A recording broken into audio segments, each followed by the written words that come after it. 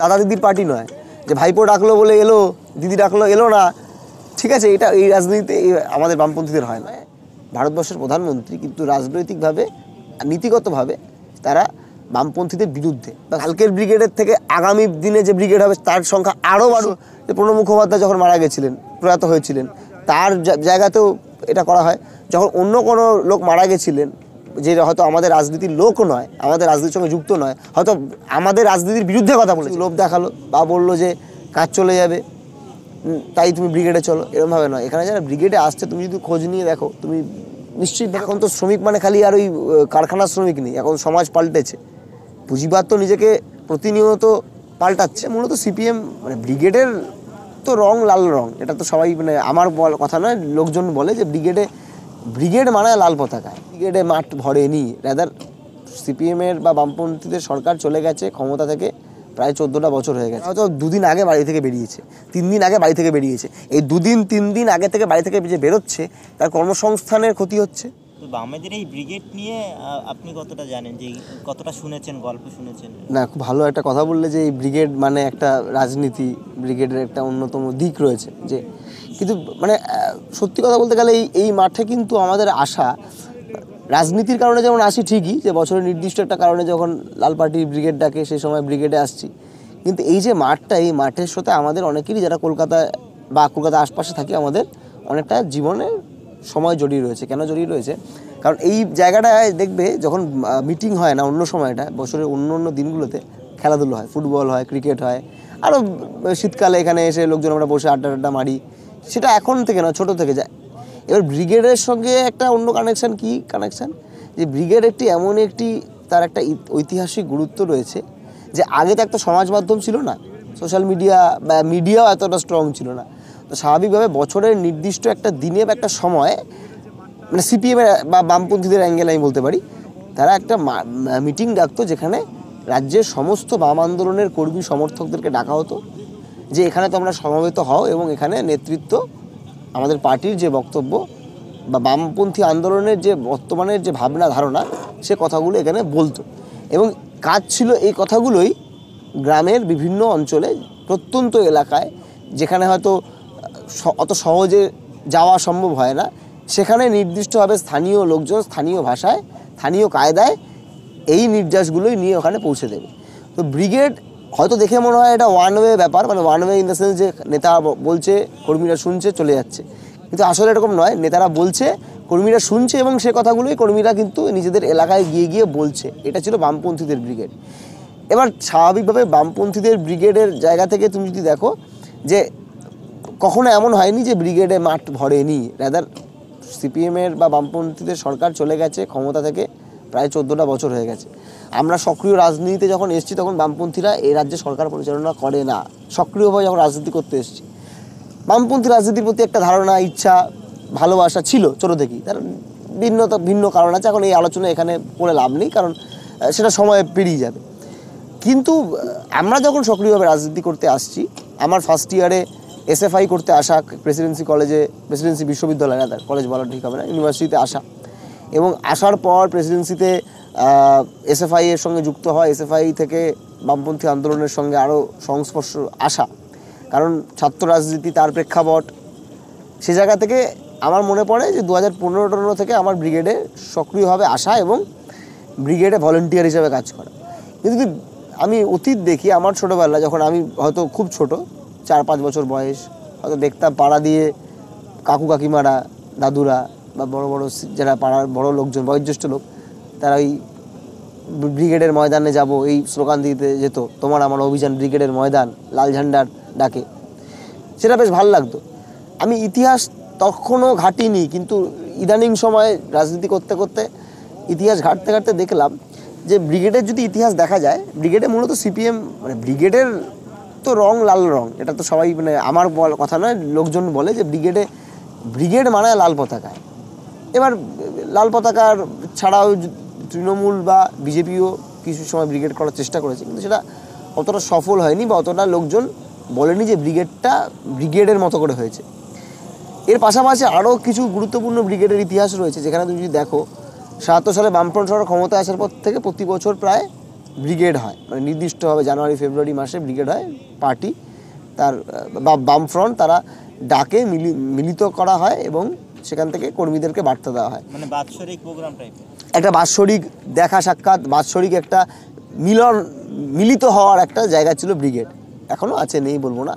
তবে এরও আগে যদি দেখা যায়, আমার ভুল না হলে 1972 সালের ঘটনা বোধ হয়, 1972 জানুয়ারি বোধ হয়, বঙ্গবন্ধু শেখ মুজিবুর রহমান বোধ হয় এই মাঠে এসেই প্রথম ভারতবর্ষের মানুষকে ধন্যবাদ জ্ঞাপন করেন। এবং তার পরবর্তীকালে আমরা দেখি যে উনি যে কথাগুলো বলেন, যে কথাগুলোর গুরুত্ব আজও প্রাসঙ্গিক কেন এই কথাগুলো, তার কারণ উনি বেশ কিছু কথা বলেছে। তার মধ্যে অন্যতম কী ছিল যে ভারতের সঙ্গে বাংলাদেশের সবথেকে গুরুত্বপূর্ণ যে মানে মিল বা সম্পর্ক, তার কারণ হচ্ছে ভারতবর্ষ সমাজতন্ত্রে বিশ্বাস করে, ধর্মনিরপেক্ষতায় বিশ্বাস করে।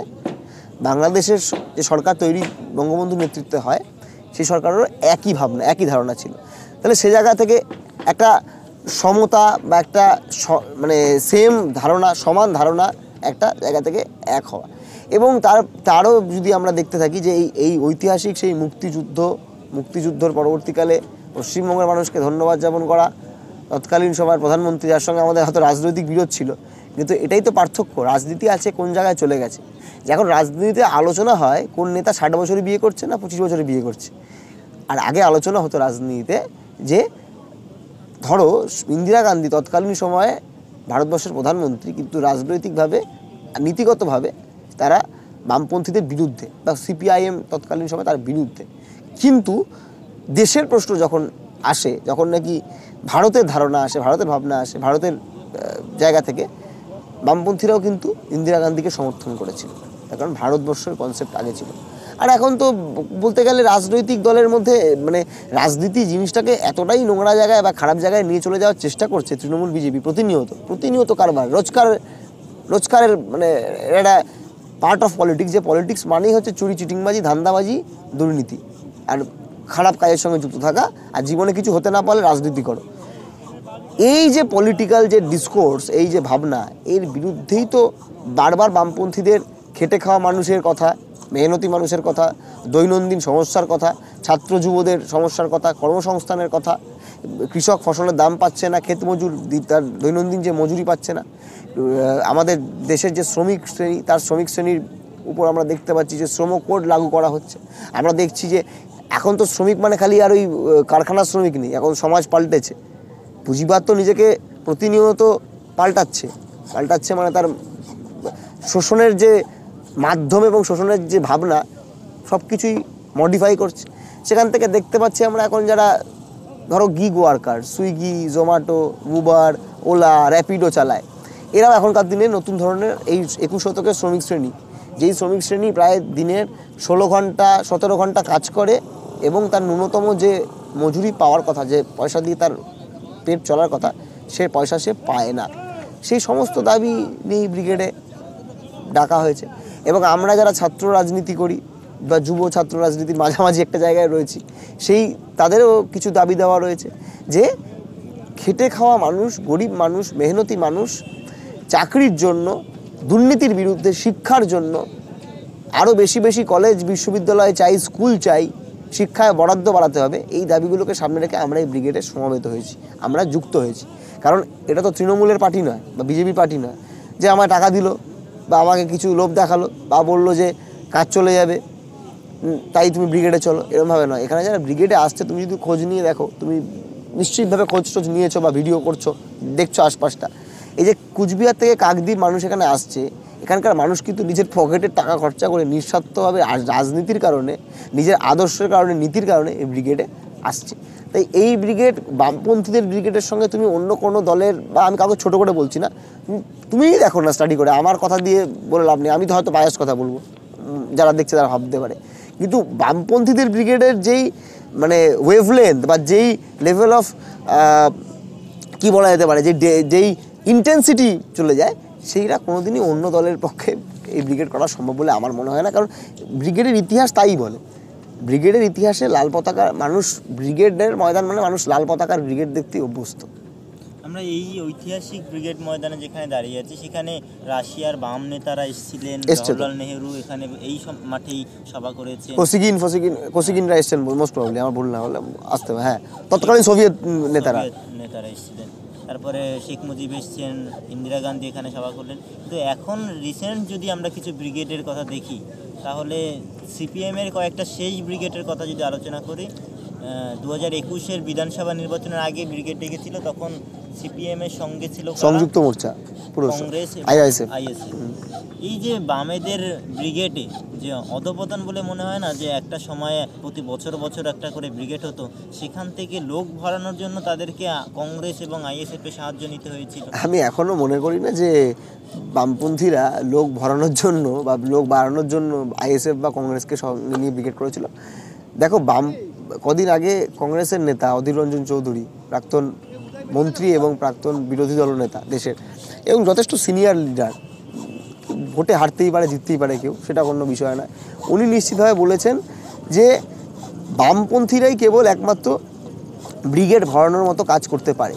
তাহলে সেটাই যদি বিষয় থাকে, তাহলে বামপন্থীদেরকে ব্রিগেড ভরানোর জন্য অন্য কোনো দলের মানে সমর্থন নিতে হবে বলে এমনটার জন্য নয়, বরঞ্চ কংগ্রেস বা আইএসএফ বা এই যে ব্রডার ডেমোক্রেটিক ফোর্স বা সেকুলার ফোর্সকে এক করার যে চেষ্টা, এটা আসল উদ্দেশ্য ছিল যে বাম পরিসরের বাইরে বেরিয়েও যখন আমার দেশের সংবিধান, আমার রাজ্যের ধর্মনিরপেক্ষতা, আমার রাজ্যের যে গণতান্ত্রিক যে ব্যবস্থা, এটা যখন একটা ক্রাইসিসের মধ্যে পড়েছে, তো সে জায়গায় দাঁড়িয়ে থেকে আমাকে এমন লোক মানে এমন জায়গায় ব্যবস্থা করতে হবে যে যত বেশি সম্ভব মানুষকে এক করো একই ডিমান্ডে, যে গণতন্ত্রকে ফেরাতে হবে, ধর্মনিরপেক্ষতাকে বজায় রাখতে হবে, সেই জায়গা থেকে করা। 2021-এর তুলনায় কি বর্তমানে 2025-এ দাঁড়িয়ে সেই গণতন্ত্র রক্ষার কাজ সহজ হয়ে গিয়েছে আপনাদের কাছে?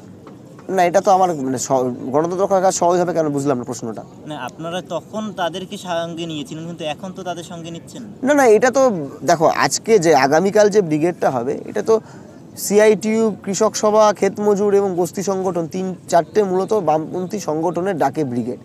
এবং এই ব্রিগেডে নিশ্চিতভাবে এ তো বলা নেই যে আপনি যদি এই দাবিগুলোকে সমর্থন করেন, যদি আপনি মনে করেন যে এই যে দাবিগুলোর কথা আমি বললাম, বা যেই দাবিগুলোর কথা তুমি হয়তো ব্যানার ফেস্টুনেও দেখতে পাবে, এই দাবিগুলো যদি সহমত যে কোনো মানুষ আসতে পারে, এ তো আরও ওয়াইড করে দেওয়া। এ তো রাজনৈতিক দলের মানে পেরিফেরি বা রাজনৈতিক দলের যে তথাকথিত যে অ্যাম্বিট, এর বাইরে বেরিয়ে গিয়ে এই ব্রিগেডের যে পরিসরকে আরও বড় করে দেওয়ার জন্য এ কাজ করা। এই ব্রিগেড নিয়ে রাজ্যের বিরোধী দলনেতা মন্তব্য করছেন যে এই ব্রিগেডের ময়দানে বা আপনাদের যে মঞ্চ, সেই মঞ্চ যেন উৎসর্গ করা হয় মুর্শিদাবাদের ঘটনায় আপনাদের দলের এই যে 2 সমর্থক মারা গিয়েছেন, খুন হয়েছেন, তাদের নামে, এবং তাদের জন্য যেন নিরাপত্তা পালনও করা হয়, এই দাবি তুলেছেন। উনি দাবি না মানে উনি দাবি করার আগেও তো হয়তো নিরাপত্তা পালন করা হবে। তার কারণ আমাদের বামপন্থীদের তো প্রতি যখন মিটিং হয়, সেটা ব্রাঞ্চ মিটিং হতে পারে বা কেন্দ্রীয় কমিটির মিটিং হতে পারে, যে যেই সকল মানুষ মারা যায় বা নিহত হয়, তাদের সকলকে স্মরণ করে আমরা কিন্তু নিরাপত্তা পালন করি। এমনকি এমন মানুষও আছে যারা হয়তো রাজনীতির সঙ্গে যুক্ত নয়, এমন মানুষও আছে যারা হয়তো একসময় বামপন্থীদের বিরুদ্ধে রাজনীতি করেছে। আমার মনে আছে নিজস্ব যে প্রণব মুখোপাধ্যায় যখন মারা গেছিলেন, প্রয়াত হয়েছিলেন, তার জায়গাতেও এটা করা হয়। যখন অন্য কোনো লোক মারা গেছিলেন, যে হয়তো আমাদের রাজনীতির লোক নয়, আমাদের রাজনীতির সঙ্গে যুক্ত নয়, হয়তো আমাদের রাজনীতির বিরুদ্ধে কথা বলেছে, এমন লোকও যদি প্রশাসনিক জায়গায় ছিল, তার মারা যাওয়ার ক্ষেত্রে আমরা কথা বলেছি। নিশ্চিতভাবে খালি এই দুজন কেন, যে সকল মানুষ আমাদেরকে এই সময়ে ছেড়ে চলে গেছেন, সেটা দাঙ্গার জন্য হতে পারে, সেটা কোনো প্রাকৃতিক দুর্যোগের জন্য হতে পারে, সেটা অন্য কোনো ন্যাচারাল কারণ ডেথ হতে পারে, যে কোনো মানুষ যারা মৃত হয়েছেন, আমরা তো বিজেপির মতো নই যে খালি নির্দিষ্ট একটা ধর্ম মানুষ মারা গেলে তার জন্য নিরাপত্তা পালনের কথা বলে ভোট কাটার চেষ্টা করব বা রাজনীতি করার চেষ্টা করব। আমরা হিন্দু, মুসলিম, শিখ, ইসাই, দলিত, আদিবাসী হোক, মহিলা হোক, সে থার্ড জেন্ডার হোক বা অন্য কিছু হোক, মানুষ মারা গেলে, মানুষ প্রয়াত হলে, মানুষ খুন হলে বা মানুষের মানে ন্যাচারাল ডেথ হলেও তার স্মৃতিতে আমরা এই কি বলবো নীরবতা পালন করি। এই যে আপনাদের ব্রিগেড, এর আগে আমরা দেখেছিলাম তরুণদের ব্রিগেড, বামেদের বা লাল রঙের তরুণদের ব্রিগেড, বনাম এই যে আপনার ক্ষেত মজুর থেকে শুরু করে শ্রমিকদের ব্রিগেড, কোন ব্রিগেড এগিয়ে? এটা বনাম বলে আমি মনে করি না। কোন ব্রিগেডটা এগিয়ে থাকবে বলে মনে করি? প্রতিটা ব্রিগেডের নিজস্ব চিত্র আছে। আমার নিজের দেখা অভিজ্ঞতায় 2015 বললাম তো, মার্চ মাসের প্রথম ব্রিগেড আসা, ডিসেম্বর মাসে প্লেনামের সময় ব্রিগেডে আসা, 2019-এর সময় ব্রিগেডে আসা, 2021-এর সময় ব্রিগেডে আসা, 2024-এর ব্রিগেডে আসা, এতগুলো ব্রিগেডে আসা এবং ভলেন্টিয়ার হিসেবে কাজ করা, সব সার্বিকভাবে খুব সামনে থেকে দেখা। প্রতিটা ব্রিগেডের নিজস্ব অভিজ্ঞতা রয়েছে, কোনো না কোনো গল্প পেয়েছি। কেউ হয়তো এমন আছে যে অত্যন্ত সন্ত্রাসকবল এলাকা থেকে ব্রিগেডে এসছে, কেউ হয়তো এমন আছে 3 দিনের উপার্জন আয় ছেড়ে দিয়ে ব্রিগেডে এসছে। কারণ আমরা তো হয়তো কলকাতায় থাকি, আমাদের কাছে ব্রিগেডে আসা আমার একটা মেট্রো ধরলাম, ট্রেন ধরলাম, বাস ধরলাম, চলে গেলাম, বা মিছিল করে আসার সময় সেটা খুব বেশি হলে 1 ঘন্টার রাস্তা। মানুষ এখানে এমন জায়গা থেকে ব্রিগেডে আসছে যারা হয়তো 2 দিন আগে বাড়ি থেকে বেরিয়েছে, 3 দিন আগে বাড়ি থেকে বেরিয়েছে। এই 2 দিন 3 দিন আগে থেকে বাড়ি থেকে যে বেরোচ্ছে তার কর্মসংস্থানের ক্ষতি হচ্ছে, তাও তার কাছে তার আদর্শ, তার নীতি, তার পতাকা, যেই দাবিগুলোকে সামনে রেখে ব্রিগেড করছে, এগুলো গুরুত্বপূর্ণ বলেই সে ব্রিগেডে আসছে। কিছু পয়সার বিনিময়ে আসছে না, বরঞ্চ নিজের পকেটে টাকা খরচা করে, নিজের পকেটে টাকা আসবে না জেনে, হতে পারে তার কাজ চলে যাবে, হতে পারে কালকে এমনও কেউ অটোওয়ালা এলো, তার অটোটা আর 2 দিন রাস্তায় চলতে দিল না, তারাও ব্রিগেডে আসবে। এটাই পার্থক্য। হয়তো এমন কোনো কৃষক, সে হয়তো ব্রিগেডে আসবে বা আসছে বলে তার হয়তো ফসলে বিষ দিয়ে দিল বা সেই ফসল নষ্ট করে দিল, তাও সে ব্রিগেডে আসবে। এটাই লাল পতাকার ব্রিগেড, এটাই হচ্ছে বামপন্থীদের ব্রিগেডের, এটাই টান, এটাই তার আদর্শ নীতি থাকলে যা হয় তা এখান থেকে পাওয়া যায়। মানে তরুণদের ব্রিগেডকে হারাতে পারবে ক্ষেতমজুর? কেন হারানোর ব্যাপার কি আছে? সংখ্যার এটা হারা জেতার ব্যাপার নেই তো। সংখ্যার দিক থেকে আমি তো বলছি হারা জেতার ব্যাপার কি। তরুণদের ব্রিগেড মানে ছাত্র যুবদের ব্রিগেডে তার একটা নির্দিষ্ট অন্যরকম ভাবনা ছিল, তার অন্য ধরনের একটা দাবি দেওয়া ছিল। আর এই ব্রিগেডে ক্ষেতমজুরদের ব্রিগেড, শ্রমিক শ্রেণীর ব্রিগেডে তার একটা অন্য রকমের, অন্য ধারণার, অন্য ভাবনার ব্রিগেড। তাই দুটো ব্রিগেড বা একাধিক ব্রিগেডকে কম্পেয়ার করলে বরঞ্চ লাভ নেই। বরঞ্চ এটা বলতে পারো যে আমরা চাইবো যদি আগের বার হতে পারে যে ওই রাস্তা অবধি লোক ছিল, কালকে যাতে ওই রাস্তা থেকে লোক আরও দূরে চলে যায়, যাতে লোককে ইডেন ছাড়িয়ে চলে যেতে হয়, যে এমন জায়গা থেকে মানে পরিস্থিতি হয় যে ইডেন অবধি রাস্তা বন্ধ হয়ে যায় এবং বসার জায়গা দিতে না পারি, নিশ্চিত হয়ে চাই। আপনারা চাইছেন যে তরুণদের ব্রিগেডকে যেন এই ব্রিগেডের সংখ্যার দিক থেকে হারিয়ে দিতে পারে? না, আমি আবারও বলছি, তরুণদের ব্রিগেড, ক্ষেতমজুরের ব্রিগেড, অমুকের ব্রিগেড, তমুকের ব্রিগেড, প্রতি বছরের ব্রিগেডের সংখ্যা যাতে বাড়ে নিশ্চিতভাবে যে কোনো লোক চাইবে। আপনিও চাইবেন যাতে আপনি যদি আজকে 190 পান, যাতে আগামী দিনে আপনি 99 পান, তারপরের দিনে 100 পান, কারণ 100 বেশি তো আর পাওয়া যায় না। তাই স্বাভাবিক প্রতিদিন আমরা চাইবো সংখ্যা বাড়ুক, কালকের ব্রিগেডের থেকে আগামী দিনে যে ব্রিগেড হবে তার সংখ্যা আরও বাড়ুক, এটাই প্রত্যাশা। এটা অন্য কোনো কম্পিটিশনের ব্যাপার নেই। এখানে দাদা দিদির পার্টি নয় যে ভাইপো ডাকলো বলে এলো, দিদি ডাকলো এলো না। ঠিক আছে, এটা এই রাজনীতিতে আমাদের বামপন্থীদের হয় না।